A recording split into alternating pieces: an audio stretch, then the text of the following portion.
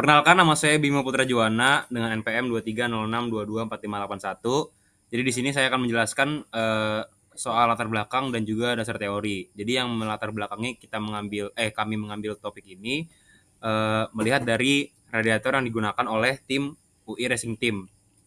Jadi radiator original yang dipakai menggunakan dual fan, namun terdapat masalah yaitu dikategorikan sebagai overspec karena daya yang digunakan boros dan membebani sistem low voltage mobil. Lalu kami menemukan solusi menggunakan single fan. Namun karena udara yang masuk ke dalam single fan tidak sebagus dual fan, kami mendesain lagi fans road yang dapat memfokuskan angin yang masuk ke dalam sistem pendinginannya. Jadi dasar teori yang kami gunakan yaitu force convection, Reynolds number, Nusselt number, dan convection coefficient. Jadi pada intinya performa pendinginan itu berbanding lurus sama dengan kecepatan angin. Lalu kalau kita seperti yang tadi dibilang, kalau hanya menggunakan satu kipas tanpa slot, anginnya akan tidak terfokus dan kecepatan di ujung radiator akan nol. Maka didesainlah fan slot ini untuk memaksa angin rata masuk ke semua bagian dari radiator. Jadi flow dari dasar teori yang kami gunakan itu yang pertama yaitu mendapatkan nilai Reynolds number, lalu dari Reynolds number tersebut didapatkan Nusselt number, dari Nusselt number tersebut didapatkan convection coefficient. Oke, kita lanjut ke fase desain alat untuk radiator fans rod yang kita rancang. Jadi di fans rod kita ini ada 3 komponen utama untuk menunjang keperluan radiator fans rod itu sendiri. Yang pertama itu yang pasti ada shroudnya sendiri. Ini yang berwarna emas. Nah, shroud ini digunakan untuk gathering atau mengumpulkan mencangkup seluruh area daripada udara yang bisa dihisap oleh fan. Lalu karena kita pakai external fan, kita memerlukan mounting fan-nya itu sendiri. Jadi ini ada mounting fan-nya, nanti akan ada bolts sebanyak 4 join ya untuk fan itu sendiri. Lalu yang terakhir itu ada exhaust shroud-nya, ini yang berwarna hitam. Nah ini diperlukan agar memiliki mengguide flow exhaust dari fan-nya lebih terarah karena dalam side pod formula car itu, formula student itu kita ingin punya flow yang bagus dan tidak turbulen ke belakangnya. Jadi lebih baik kalau misalnya kita arahkan flow-nya itu ke bawah, nggak ke atas gitu. Lalu karena ini bersentuhan langsung dengan radiator, which is heat source dan punya suhu yang lumayan tinggi, kita memilih material 3D print, namun pakai filamen dan material khusus yaitu PET CF. CF ini stands for carbon fiber. Jadi material ini memiliki melting point di range 150 sampai 200 Celcius, di mana uh, batas minimum suhu tersebut jauh di atas batas amannya, dan itulah mengapa kita memilih material PETCF ini. Gitu. Namun di sisi lain, material ini juga memiliki efek samping berupa printability yang sangat mudah sehingga kita tidak perlu repot untuk memberikan settingan atau berupa kesulitan daripada ngeprint material ini. Mungkin seperti itu saja yang bisa saya sampaikan. Assalamualaikum semuanya. Sebelum perkenalkan, nama saya Muhammad Sabin Rahman dengan NPM 2306228724. Di sini saya ingin menjelaskan tentang perhitungan fans route yang kami buat. Pertama-tama ingin menjelaskan ulang. Jadi perpindahan panas yang terjadi di fans route ini akan berasal dari surface dari si radiator mengalir dihisap oleh kipas sampai masuk ke nanti keluar lewat lubang ini. Dan nanti dikeluarkan melalui exhaust.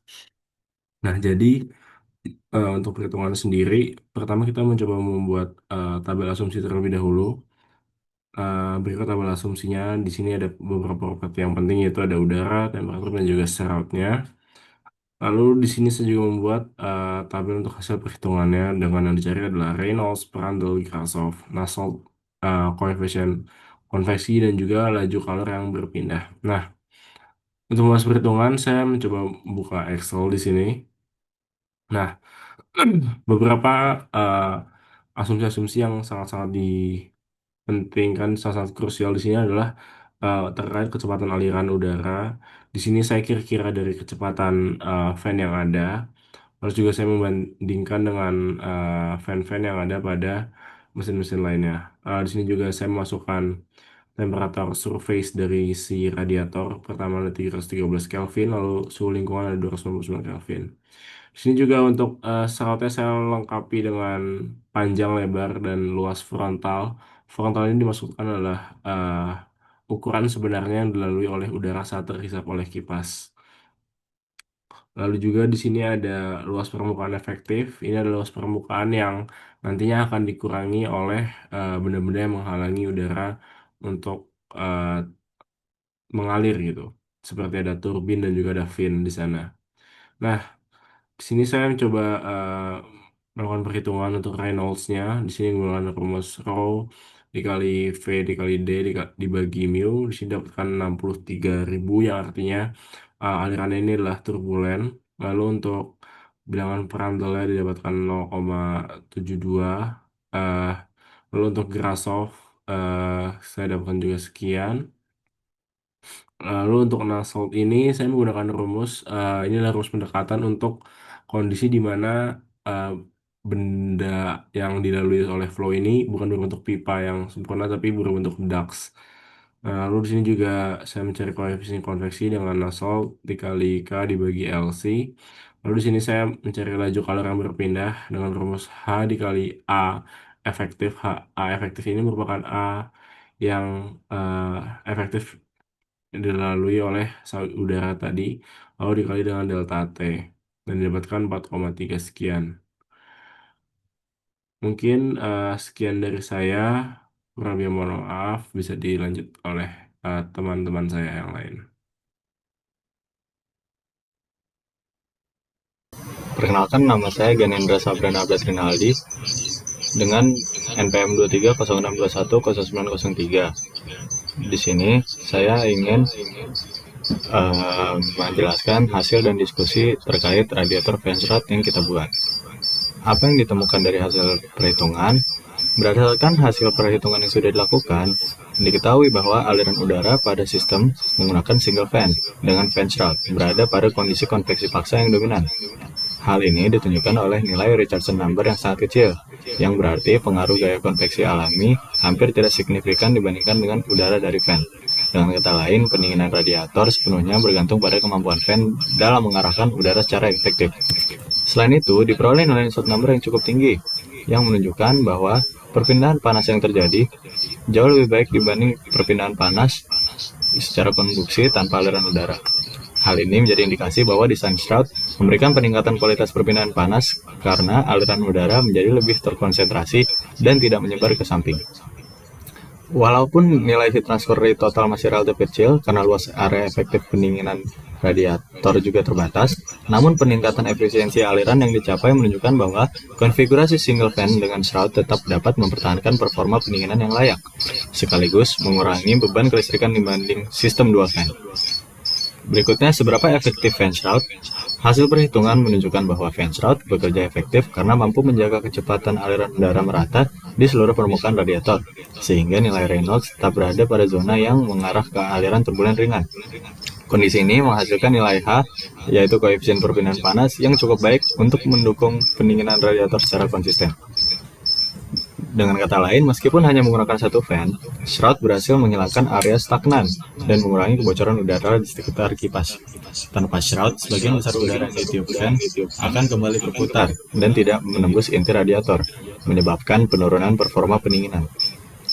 Efektivitas desain juga terlihat dari fakta bahwa kapasitas perpindahan panas tetap pada level yang memadai, walaupun energi listrik yang dikonsumsi berkurang drastis karena pengurangan jumlah fan.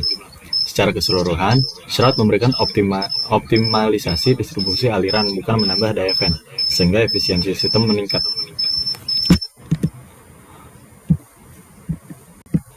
Berikutnya, faktor yang mempengaruhi hasil. Beberapa faktor utama yang mempengaruhi performa pendinginan berdasarkan perhitungan adalah: pertama, kecepatan aliran udara dari fan. Pengaruhnya menentukan besar nilai Reynolds yang berpengaruh langsung pada peningkatan Nusselt number dan koefisien perpindahan panas. Berikutnya, geometri fan shroud. Itu berpengaruh pada performa untuk menentukan seberapa efektif udara diarahkan menembus radiator tanpa bocor ke samping. Berikutnya ada luas area efektif radiator yang terkena aliran. Dia berpengaruh dalam membatasi total panas yang dapat dilepaskan. Sehingga, meskipun H besar, total Q tetap bergantung pada area, selisih temperatur antara air, radiator, dan udara, menjadi driving force utama bagi proses pendinginan. Berikutnya, kondisi aliran laminar turbulen. Aliran cenderung transisi menuju turbulen, meningkatkan kemampuan mengangkut panas. Dari hasil dan diskusi kami, terdapat beberapa kesimpulan. Fan shroud pada konfigurasi single fan terbukti efektif meningkatkan distribusi aliran udara ke seluruh permukaan radiator. Perhitungan menunjukkan Raychaudsen number sangat kecil sehingga pendinginan sepenuhnya didominasi konveksi fasa sesuai tujuan desain. Berikutnya, nilai Nusselt number yang cukup tinggi menandakan kualitas perpindahan panas tetap baik meskipun jumlah kipas dikurangi. Desain fan shroud berhasil meminimalkan kebocoran udara dan area stagnan yang sebelumnya muncul tanpa shroud. Dan efisiensi daya meningkat signifikan, mengurangi beban sistem LV dibanding konfigurasi dual fan. Konfigurasi single fan plus shroud menjadi solusi optimal untuk menjaga performa pendinginan dengan konsumsi daya lebih rendah dan bobot total kendaraan lebih ringan.